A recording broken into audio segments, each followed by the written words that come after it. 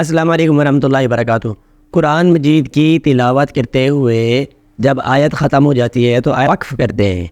اب وقف کرتے ہوئے آیت کا جو اختتام ہوتا ہے وہ مختلف الفاظ پر ہوتا ہے، تو ان مختلف الفاظ پر جب وقف کیا جاتا ہے تو وقف کی بھی مختلف صورتیں ہوتی ہیں۔ جیسی آیت کا اختتام ہوگا ویسا ہی وقف ہوگا۔ تو اس کی پہلی مثال ہے، اگر آیت کے آخر میں الف ہے اور الف سے پچھلے حرف کے اوپر زبر ہے تو اس میں کوئی چینجنگ نہیں کریں گے، اس کو ویسے ہی رہنے دیں گے، جیسے زلزلہ۔ اگر آیت کا اختتام دو زبر پر ہو رہا ہو تو وہاں پر وقف کیسے کریں گے؟ اب الف ہے آخر میں اور الف سے پہلے حرف کے اوپر دو زبر ہے، یہاں وقف کرنے کے لیے ہم ایک زبر کو ہٹا دیں گے اور باقی ہم ویسے ہی رہنے دیں گے، ضب ہا الف زبر ہا پڑھیں گے اس کو۔ اگر آیت کا اختتام دو پیش پر ہو رہا ہو، آخری لفظ کے آخری حرف کے اوپر دو پیش ہوں، دو زیر ہوں، ایک زیر ہو، ایک پیش ہو یا ایک زبر ہو تو وہاں وقف کیسے کریں گے؟ جیسے یہ مثال ہے، یہاں پر دو پیش ہیں، یہاں پر ایک زیر ہے، اگر یہاں زبر بھی ہوتی تب بھی وہی طریقہ تھا، اگر یہاں ایک پیش ہوتا تب بھی وہی طریقہ ہے۔ تو اس طرح کے مقامات پر جب ہم وقف کریں گے، دو زیر، ایک زبر، ایک زیر، ایک پیش، ان کی آواز بالکل نہیں نکالیں گے، صرف آخری حرف کی ہلکی سی آواز نکال دیں گے۔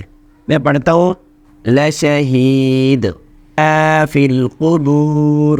اگر آیت کا اختتام چھوٹی تا پر ہو، چھوٹی تا جو آخر میں تا آتی ہے جس کو ہا میں چینج کر دیتے ہیں، جیسے القاریعۃ، یہ چھوٹی تا ہے، جب ہم یہاں سٹاپ کریں گے تو اس کو ہا میں چینج کریں گے، ہا میں چینج کرنے کے بعد عین کو ہا کے ساتھ جوائن کر دیں گے، اس کو ساکن کر دیں گے، القاریعہ۔